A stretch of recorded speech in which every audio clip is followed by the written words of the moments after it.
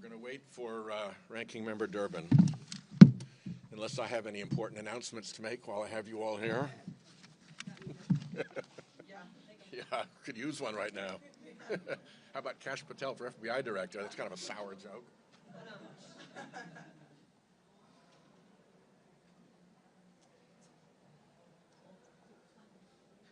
are on their way. At least they were when I left.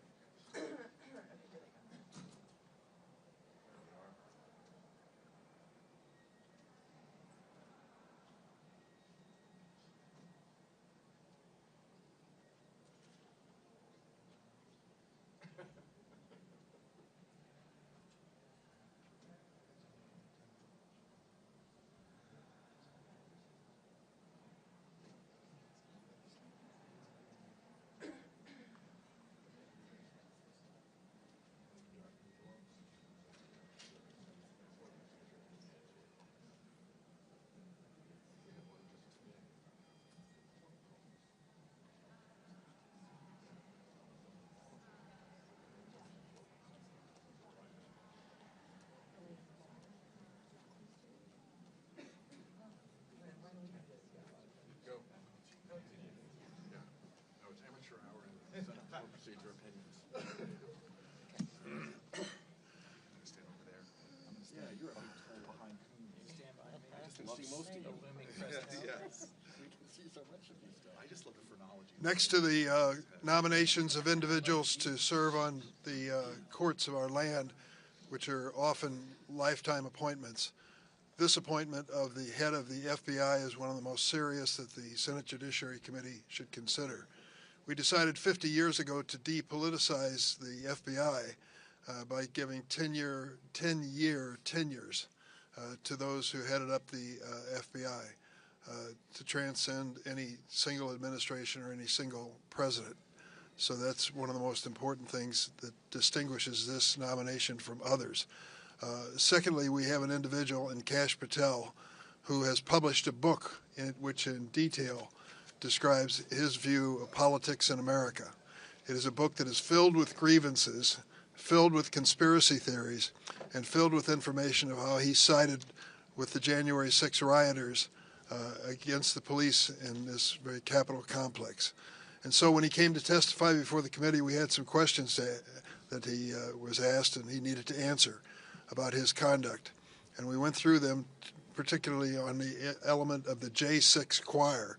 I know this sounds like a curious thing to spend any time on, but it's a reflection on his priorities and the fact that he's asking to head up the most important single law enforcement agency in the United States at a time when he sided with the so-called political prisoners of January 6th instead of the brave men and women who risked their lives to protect us here in the Capitol complex.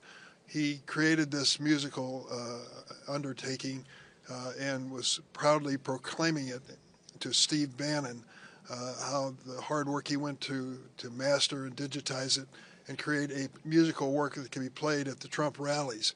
When we asked him about him in the committee, he couldn't remember any part of it, didn't know who the singers were, wasn't sure what I was talking about. That kind of evasion betrays the fact that he sided with the prisoners when he should have sided with the police. And that, I think, is something that's going to haunt him as he pursues this position with the FBI. I then asked him about a fellow named Stu Peters. I don't know Mr. Peters, but he supposedly is a neo-Nazi, anti-Semitic person, political theorist, who has some sort of a podcast. Well, it turned out that Mr. Patel couldn't remember Stu Peters. Stu Peters, who would he be? Well, he appeared on his podcast 8 different occasions. 8 different occasions, couldn't remember him when I asked about him. You know, I have to question whether or not this man is really ready to take over this job and to guide these men and women who dedicate their lives to the safety of the United States. Something has happened since his testimony, of course, and that is the beginning of the Trump administration and their approach to the Department of Justice.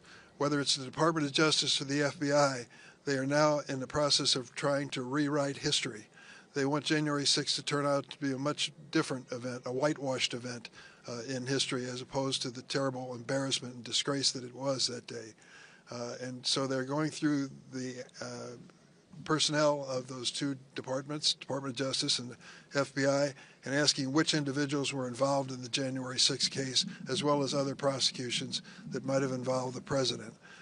Sadly, we think this is a portent of what's to come, where these people will be punished or even dismissed because of their involvement. That is an outrage, that these men and women who work for the Department of Justice being asked to be part of one of the largest criminal prosecutions in our history now would lose their jobs over it or somehow be stigmatized is just plain wrong. But it's an indication of what has happened with this Trump administration kicking off their idea of justice.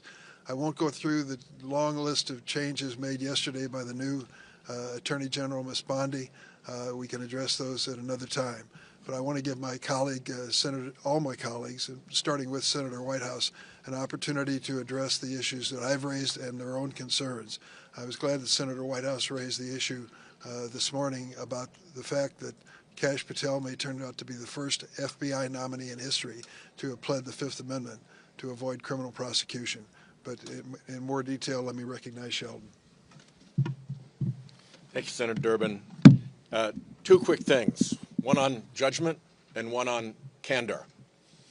Some clown posted a video of Kash Patel chainsawing the heads off people who were on his enemies list in his book. You can't really blame Patel for that.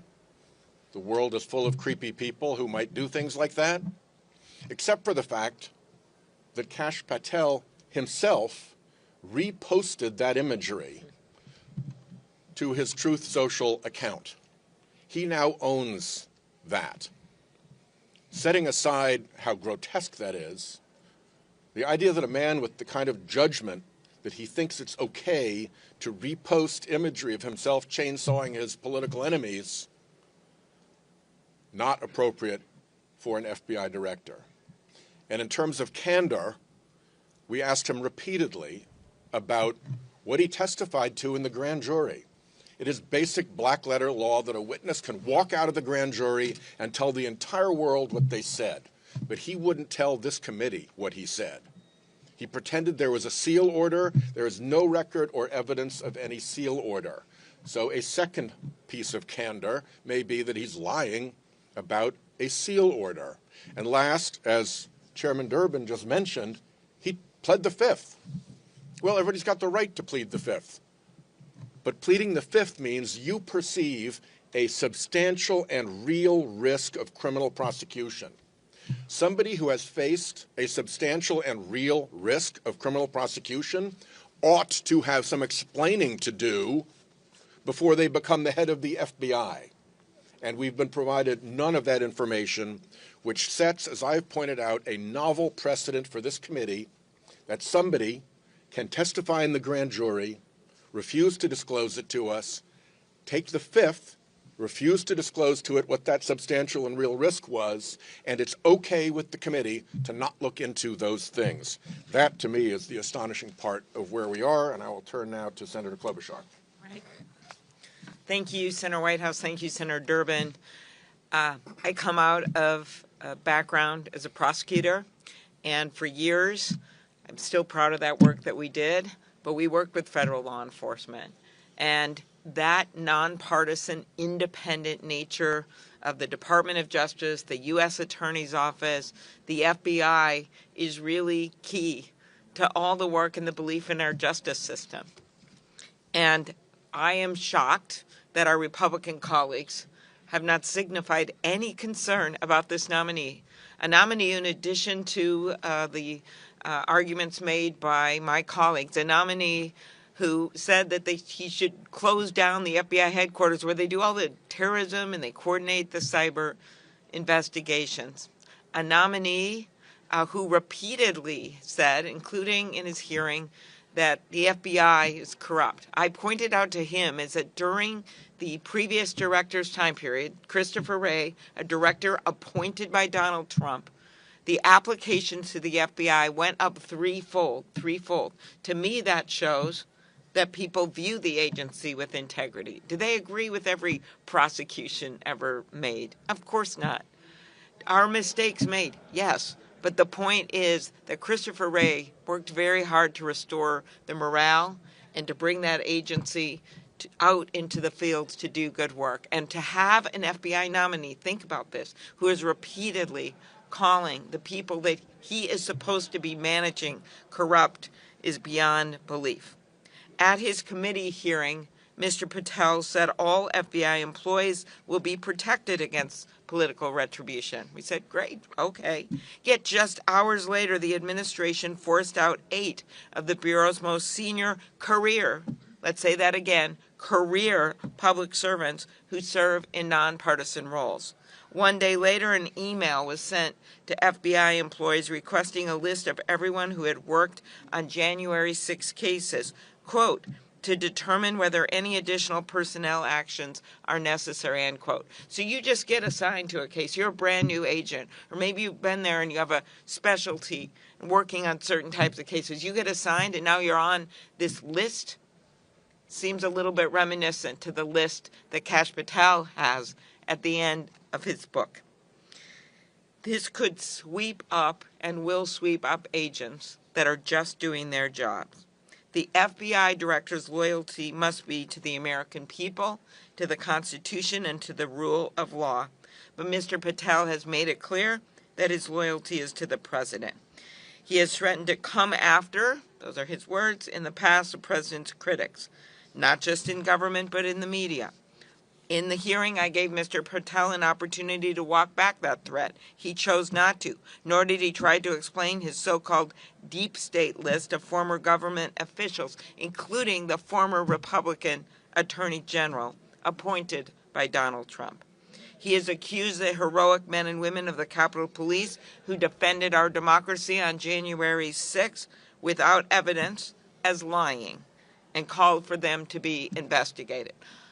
One by one, we went through these allegations with him at his hearing. He could deny none of them. And I look to our Republican colleagues and say, when is enough enough? FBI, fidelity, bravery, integrity. The men and women of the FBI deserve better than this nominee, and I ask our Republican colleagues to stand up and say it too. And with that, I turn it over to Mr. Christopher Coons. Thank you, Senator Klobuchar. Kash Patel has no business being the director of the FBI. He may have said some reassuring things in his confirmation hearing. I don't think so, but some of our Republican colleagues think so.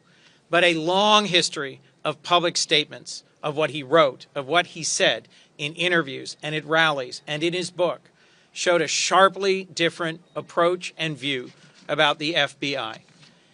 In the confirmation hearing, I asked him 3 simple, direct questions about whether or not, as FBI director, he would continue a decades-long tradition of being independent. Political independence of the FBI is critical because it is the most powerful, most important federal law enforcement agency involved in investigating crimes and keeping the American people safe. I asked him if he understood who the FBI works for. And he answered, essentially, through the Department of Justice, the White House. I gave him another chance to answer not who they report to, but who they work for. And he said again, the White House. And I said, Mr. Patel, Pam Bondi, the Attorney General now, answered correctly that you work for the American people and the Constitution, not the White House. I asked if he would refuse a direct order from the president to do something inappropriate, immoral, or illegal, and he would not answer. I asked if he would follow the precedent of Director Wray and others who, when I asked the exact question, if given a direct order to do something unethical or illegal, would you resign? He declined to answer. As you've heard from my colleagues, the motto of the FBI is fidelity, bravery, and integrity. The brave men and women of the FBI, the people of law enforcement, the Capitol Police who protected us on January 6th, the men and women of law enforcement across the country who work to keep the American people safe, deserve, for a 10-year appointment, an FBI director who is a trustworthy partner, who will follow that motto and who will uphold the best traditions of the FBI. Kash Patel is not that man. and does not deserve our support. Thank you, and I hand this now to Senator Mazie Hirono. Thank you. It's just awesome what's happening to both the DOJ and the FBI. You've heard us talking about how important the independence of these agencies are to the safety of our country. And if we cannot trust the people who are leading the DOJ, for example, the highest ranking law enforcement officer in our country, the FBI that has all the levers and tools to investigate and go after people who are potentially harmful to our country, if we can't rely on these people to keep us safe, then we are in very deep trouble. And as you've heard from my colleagues, there are literally thousands of potential people who are working at the DOJ who worked on potentially the January 6th investigations who could be fired. What is going on? I remember asking Chris Wray, the FBI is supposed to be caring about domestic terrorism and keeping us safe domestically. I asked him, how many people, lone wolves, for example, is the FBI keeping track of? And he said hundreds in every state. So I'd like to have an FBI director who cares about that as opposed to looking inward, which is exactly what the DOJ and FBI is doing. The kind of firing that's going on, we should all ask, what is going on? What is going on? These are scary times. And then to find out, they talk about, oh, we're so concerned about the FBI and the DOJ having been weaponized during the Biden years. If anybody is weaponizing these two agencies, it's the people who are about to take over. And I note that the Pam Bondi, she just created a weaponizing task force. What the heck is that? Except, once again, turning inward and looking at the people, the brave people who are working in the DOJ and FBI and looking at them saying, are you next? These are crazy times. I now turn to my colleague, Alex Padilla. Thank you, Senator Hirono. In addition to a lot of the specific concerns about Kash Patel and how he would be as an FBI director, I feel compelled to remind us of the moment that we are in right now. In the first few weeks of the second Trump administration, the chaos that has been created. We've seen efforts by the administration to unlawfully freeze federal funding, threatening payments to housing programs, Social Security, Medicare, beyond, etc. We have seen unprecedented access by the world's richest man, enabled by the richest president in history, to access the Treasury Department's databases, threatening not just payments, but putting at risk everybody in America's personal information.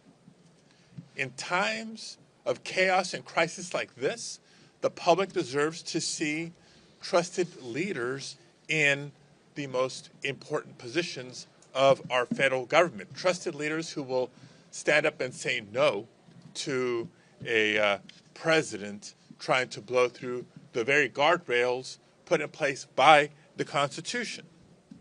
So it's in that context that makes the nomination and potential confirmation of Kash Patel even more alarming. Judgment, you've heard about that before. As we heard during the confirmation hearing, and yes, I asked about questions of his judgment in prior service. Willing to put the safety of military personnel at risk by giving false information during a hostage rescue operation. That's the kind of judgment you want at the FBI? I don't think so. Lack of preparation. When I asked him about his thoughts on what should be common sense gun safety policies and protocols, what his position was on things like universal background checks, either failed to answer, chose not to answer. Poor judgment, clear lack of preparation for the position of FBI director that oversees our background check system for a reason. When asked about his thoughts on the regulation of who in the United States of America should be able to own a machine gun, of all things. I'm not talking pistols, I'm talking machine guns here. Again, refusal to answer, lack of knowledge, lack of recognition that the FBI director oversees that very policy. Beyond concerning, beyond alarming. Let alone his lack of ability or lack of willingness to serve independently. It's not just the Department of Justice, it's been the FBI specifically that has performed at its best when it serves the people, when it honors the Constitution and respects the rule of law. Clearly, Kash Patel puts that secondary to his loyalty to Donald Trump. Look, the president was elected. I'm not denying the election or the results. The president has chosen a nominee. Disappointing choice in Kash Patel. Now it's up to the Senate to either confirm this nominee or not. It's clear where Senate Democrats stand.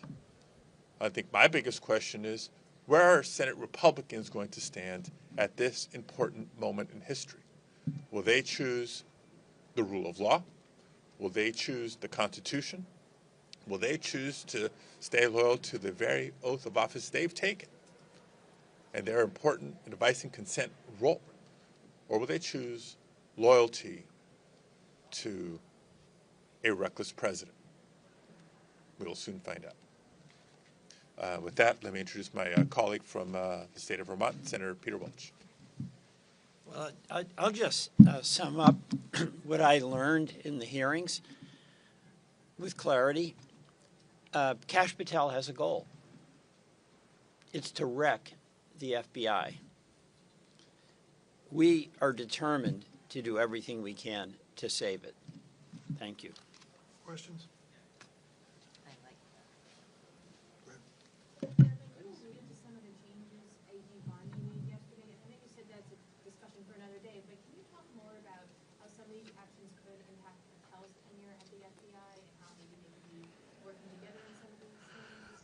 Attorney General Bondi wasted no time allying herself with Kash Patel and endorsing his candidacy to head the FBI. Traditionally, the FBI, of course, is the major investigative agency for the Department of Justice. So I think he's going to be hand in glove with her agenda. We saw part of it in the first 24 hours. I'm afraid we're going to see more. So I would note one of the, go ahead, Mace. No. Okay, one of the orders specifically referred to the lawyers at Justice as the president's lawyers, which I suggest you look at that because that is just the antithesis of what the Department of Justice is. The president has lawyers. That's over at the White House in the counsel's office. The lawyers that work at the Justice Department, they work for the Justice Department, the administration of justice for the country. Their boss is the people. Take two more questions, yes. It'll be before the committee next week, and then after being reported out by the committee, it's up to the Republican leadership in the Senate to schedule it on the floor.